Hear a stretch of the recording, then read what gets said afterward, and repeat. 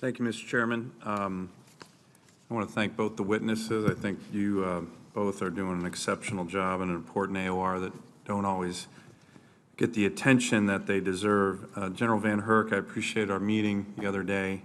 I want to talk a little bit more and follow up on the discussion about the provision that Senator King and I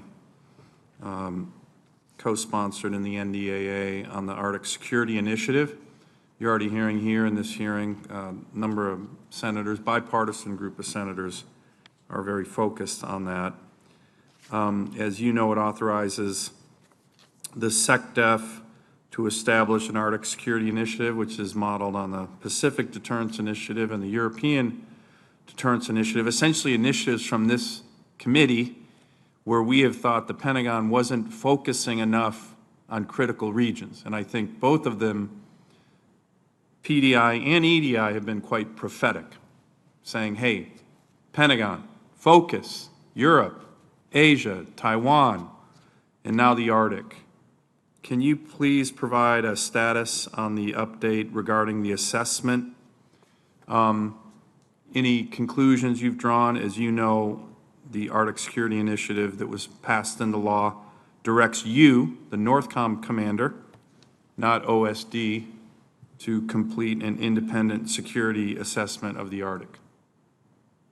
Senator, we're in progress with the assessment. What I commit to you is you will get an honest, candid assessment from me. I will coordinate that across the department. I expect to have my portion of it complete within the next few weeks. Then the coordination will begin. The suspense is here in the very near future. I'm likely going to ask for an extension. I believe it's crucial to not do this fast, but to do it right, and I hope to have it done by early summer at the latest. I would point out real quick, if you don't mind, that I look forward to seeing what the budget comes out with next week with regards to Arctic for inclusion into my assessment. Are there any things that you can highlight already right now with this committee in terms of your assessment? Senator, without seeing the 23 budget, I really can't give you a full assessment of what we're going to see for infrastructure support. I believe we will see additional domain awareness capabilities significantly funded with the 23 budget, but I look forward to seeing that. I would assess that there may still be some work to do with regards to the strategies that each of the services have funded, or not funded, but put out, and the department's strategy. But when the budget comes out, I'll give you the final assessment. Let me ask specifically on that. When Secretary Austin was here for his confirmation hearing, I asked if he would commit to work with this committee to ensure the Arctic strategies from the different services are fully resourced. And he said, quote, "You have my commitment to do that." That's what he told the committee. Do you believe funding for the Arctic Security Initiative in a similar manner that has been done for PDI and EDI is critical to our integrated deterrence efforts in the Arctic? And are you seeing that funding? Now, I'm not talking about the upcoming budget. I'm talking about what you've seen in the last year. To answer the last question, we have not seen the funding that I would like to see with regards to the Arctic. So the strategies are coming together. I think they're all coming together well. They're serious. That's a big change from a couple of years ago. But you're not seeing the funding as of yet.